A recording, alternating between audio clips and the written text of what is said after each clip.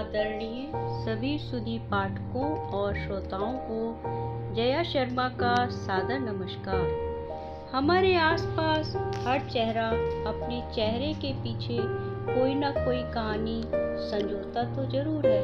कभी किसी की याद गुदगुदा कर चेहरे पर मुस्कुराहट बिखेर देती है तो कभी किसी की याद आंखों को नम भी कर देती है। संवेदनाओं को शब्दों में पिरोने की छोटी सी कोशिश की है मैंने अपनी कहानियों में। आज मैं आपको अपने द्वारा लिखित एक कहानी गर्मियों की छुट्टियां सुना रही हूँ। अगर आपको पसंद आए तो आप कमेंट जरूर करें।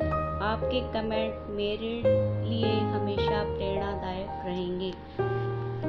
गर्मियों की छुट्टियां।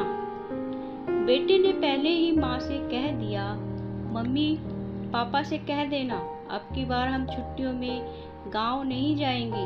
मेरे सारे दोस्त अच्छी अच्छी जगह छुट्टियों में घूमने जाते हैं और खूब एंजॉय करते हैं और स्कूल खुलने पर वहाँ की बड़ी बड़ी बातें बताते हैं। और हाँ, टीचर ने भी हॉलीडेज होमवर्क में गर्मियों की छुट्टियों के बारे में लिखने के लिए कहा है। पत्नी ने भी सुमेर से कह दिया, अब की बार आमोद की गर्मियों की छुट्टियों में किसी हिल स्टेशन पर जाएंगे। अभी से कार होटल टिकट सब बुक करवा दो।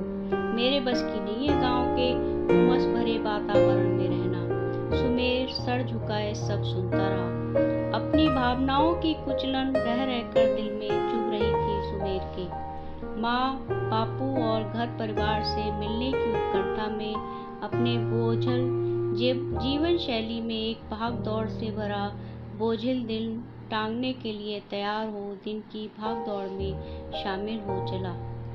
अपने घर आंगन में कुछ सुकून पाने के लिए उसकी नौकरी कठिन चुनौतियों के साथ अच्छे वेतन वाली थी। अच्छे वेतन के सहारे सुमेर की पत्नी और बच्चे अपने आप को नव धनाढ्य जीवन शैली में ढालने की पल प्रतिपल कोशिश में लगे रहते। दिखावे के आवरण में भावनाएं अदृश्य हो चली थी। खिलौनों से खेलने वाली पाखी पापा की लाडली ने अभी दुनिया की चमक दमक में कदम नहीं रखा था। ऑफिस से आते आते रात हो गई। थका हारा घर पहुंचा तो घर में सबका संचालन गैजेट्स के रिमोट से होता हुआ मिला। एक हाथ में पानी का गिलास और दूसरे हाथ में मोबाइल पर वीडियो क्लिप पर ध्यान देती पत्नी ने पानी देने की औपचारिकता पूरी की। दिन भर की थकान उतर जाती अगर कोई मुस्कान के साथ इंतजार करता मिलता।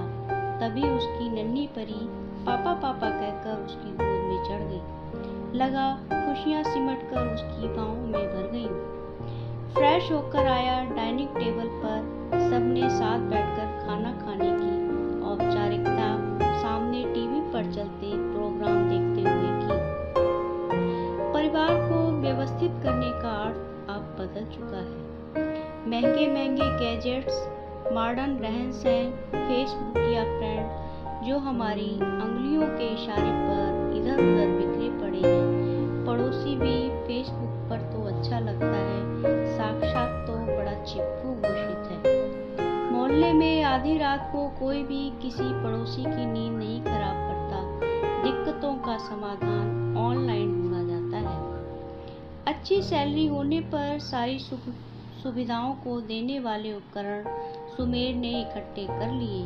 पर दिन भर ऑफिस की थकान से थककर जब वह घर आता तो तन मन की थकान उतारने वाला उपकरण सुमेर कभी भी ना खरीद सका।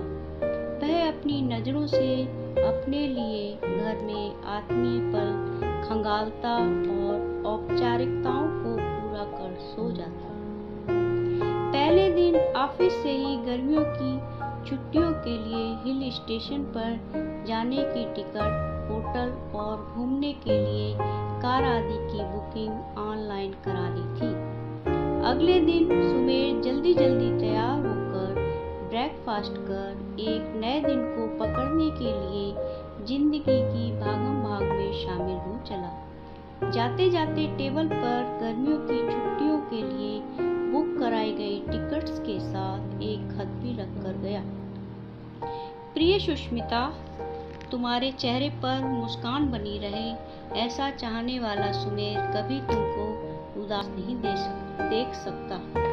तुम लोगों के लिए गर्मियों की छुट्टियों में हिल स्टेशन पर जाने और रुकने की व्यवस्था मैंने कर दी है। पर एक बार सोचना अपने उन अभिभावकों की भावनाओं के बारे में जिन्होंने हमको एक अच्छा भविष्य देने के लिए अपनी इच्छाओं को दबा दिया। जब हमारे साथ रहने के लिए हमारे माता पिता आते हैं तब उनके रहन सहन, उनकी बोलचाल से तुम असहज हो जाती हो और उनके वापस जाने पर फ्री सा महसूस करती हो। जब तुम्हारी माँ बच्चों को गर्मियों की छुट्टियों में तुमको बच्चों के साथ अपने पास बुलाती है तो तुम्हारा बच्चों की समर क्लासेस के बारे में कहना या गांव में एसी नहीं है कह उनके पास जाने से मना करना उनकी भावनाओं पर कुठाराघात करने जैसा होता है। पिछले दिनों तुम्हारी माँ अस्पताल में थी। तुम्हारे फोन पर 3-4 तुम्हारी माँ की मिस कॉल देखकर जब मैंने फोन किया तब पता चलने पर मैं उनके पास चला गया था। तुमसे बिजनेस टूर का कहकर गया था। 4 दिन उनके साथ ही रहा। अब वह बिल्कुल स्वस्थ हैं, तुमको और बच्चों को बहुत याद करती हैं।